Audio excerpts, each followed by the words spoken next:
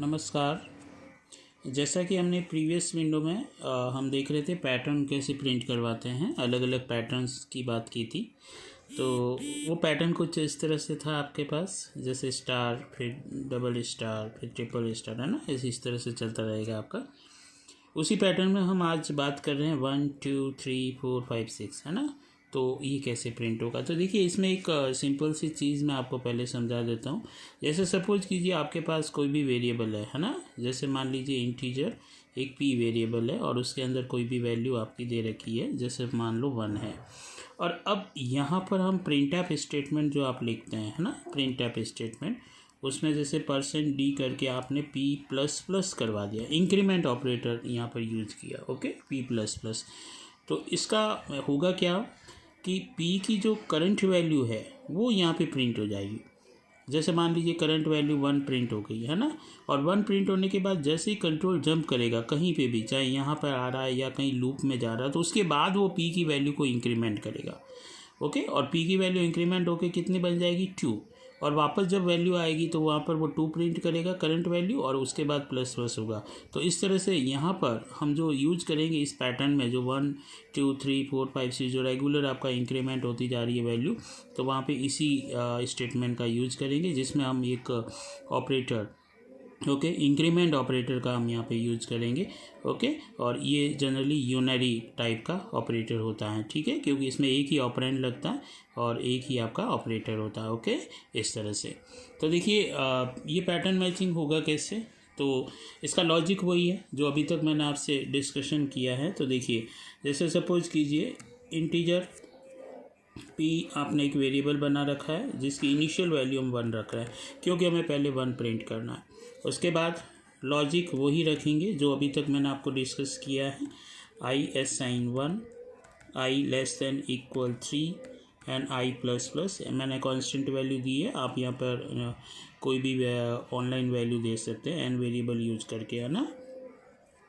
फिर फॉर यहाँ पे लूप वही चलाना है आपको, ठीक है, जो इस स्टार के लिए हमने यूज किया था वही लॉजिक रहेगा।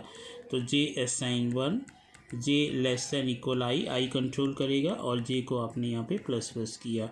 अब यहाँ पे होगा क्या, जहाँ हम स्टार प्रिंट करवा रहे थे वहाँ पर हम p की वैल्यू प्रिंट कराएंगे। जो p की वैल्यू अभी 1 है वो प्रिंट करवाना है। तो यहाँ पे हमें करना क्या, 1 होने के बाद अगली बार 2 होना चाहिए। देखिए 3, फिर 4 5 6, तो हम यहाँ पर p प्लस प्लस प्रिंट करवा देंगे। तो p प्लस प्लस प्रिंट करने से p की करंट वैल्यू प्रिंट हो जाएगी, और उसके बाद ये लूप चलता रहेगा। ओके, और जैसे ही ये फॉल्स होता है हमें नेक्स्ट लाइन में ट्रांसफ़र करना है। ओके, कुछ इस तरह से।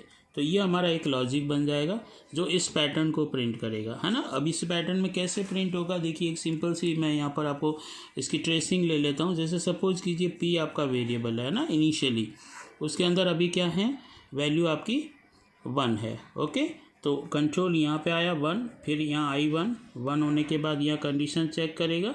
ओके, कंडीशन जैसे ही ट्रू होगी आपका यहाँ पे पहुँचेगा J1 पे, और जैसे ही यहाँ पर कंडीशन ट्रू होगी इसको चेक करेगा, और यहाँ आके ये p की वैल्यू को इंक्रीमेंट करेगा, है ना, और पहले प्रिंट करेगा फिर इंक्रीमेंट करेगा। तो देखिए कैसे, एक छोटा सा मैं यहाँ पर आपको ट्रेसिंग बता देता हूँ कि i की वैल्यू हुई 1, सपोज कीजिए 1 होने के बाद यहाँ पर आया 1 less than equal 3, condition true. जैसी कंडीशन ट्रू हुई अंदर आया J1 बना, है ना, तो J आपका 1 हुआ। और 1 होने के बाद चेक द कंडीशन कि 1 less than equal, okay, i की वैल्यू कितनी है एट प्रेजेंट, अभी 1 है। ओके, तो 1 लेस देन इक्वल 1, कंडीशन क्या हो जाएगी आपकी, ट्रू। जैसे ही ट्रू हुई p की करंट वैल्यू क्या है, 1। ओके, तो आपको वहाँ पर आउटपुट के रूप में मैं यहाँ लिख देता हूँ, यहाँ है ना, जैसे ये स्क्रीन है ये, है ना, यहाँ पर p की वैल्यू आपकी 1 प्रिंट हो गई। जैसे ही p प्लस प्लस होगा उस, है ना, मतलब यहाँ पे p की करंट वैल्यू होते ही p प्लस प्लस जंप करते ही p के अंदर वैल्यू क्या बन जाएगी आपकी, यहाँ पे 2। ओके, अब j इंक्रीमेंट होगा तो j की वैल्यू बनेगी 2 लेस देन इक्वल 1, कंडीशन क्या हो जाएगी, फॉल्स। तो जैसे ही कंडीशन फॉल्स हुई, फॉल्स होते ही सीधा ये नेक्स्ट लाइन पे, तो ये कर्सर यहाँ जंप कर जाएगा। यहाँ जंप होने के बाद यहाँ पर, और फिर ये इस तरह से वापस से चलेगा, है ना, i प्लस प्लस पे होगा। तो i की करंट वैल्यू जो भी थी आपकी, है ना, वहाँ पे 1 के बाद बनेगा 2 बनने के बाद चेक द कंडीशन, ओके। तो 2 less than equal 3 condition true, और जैसे ही ट्रू हुआ वापस J1 बन जाएगा, तो J वैल्यू 1 बन जाएगा आपका, है ना। 1 बनते ही अब वापस I तक ये कंपैरिजन चलेगा। तो मैं यहाँ पे डायरेक्ट बता देता हूँ आपको कि J की वैल्यू अभी 1 है, तो 1 लेस देन आपका 2 हुआ, कंडीशन ट्रू बनेगी। ओके, जैसे ही कंडीशन ट्रू बनी, P की करंट वैल्यू क्या थी 2 प्रिंट करेगा, और जैसे ही प्रिंट करेगा इंक्रीमेंट यहाँ पर नेक्स्ट J को इंक्रीमेंट करेगा तो P भी इंक्रीमेंट होगा, तो 2 से 3 बन जाएगा। फिर वापस से यहाँ कंडीशन चेक होगी, तो J की वैल्यू 2 बन गई, तो 2 less than equal to condition true. जैसे ही ट्रू हुआ वापस भी आपका करंट वैल्यू 3 थी, तो 3 यहीं पे कर्सर है, अभी देखिए यहीं पे प्रिंट होगा, और P इंक्रीमेंट होके 4 बन जाएगा। फिर J प्लस प्लस होगा, तो J आपका 3 और 3 less than equal to condition false होगी, है ना। तो फॉल्स होते ही ये नेक्स्ट लाइन में आ जाएगा। ओके, अब जब वापस से कर्सर यहाँ आएगा तो I प्लस प्लस होगा, तो नेक्स्ट टाइम I का मान आपका 3, और चेक करेगा कंडीशन वापस से कि 3 लेस दैन इक्वल 3 है, कंडीशन ट्रू होते ही वापस से J1। तो यहाँ देखिए मैं रेगुलर लिख देता हूँ, J1 बना तो यहाँ होगा 1 less than equal 3, condition true बनेगी। फिर J2 बनेगा तो 2 less than equal 3, condition true बनेगी। फिर J आपका 3 बनेगा तो 3 less than equal 3, condition true. अब जब 3 बार यहाँ ट्रू हुआ तो 3 बार इसकी I की P की वैल्यू जो है वो इंक्रीमेंट होगी, तो 4 फिर 5 फिर 6।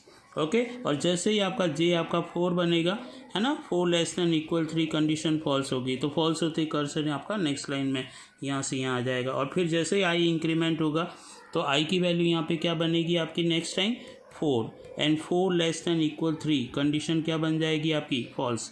तो जैसे ही कंडीशन फॉल्स बनेगी ये सीधा आपका इस पर्टिकुलर फॉर के ब्लॉक को स्किप कर जाएगा, यानी एग्जिट कर देगा। तो इस तरह से आपके सामने ये पैटर्न आपका प्रिंट हो जाएगा। तो हमें करना कुछ नहीं है, हमारा जो लॉजिक है वो का वो लॉजिक रहेगा सेम आपका।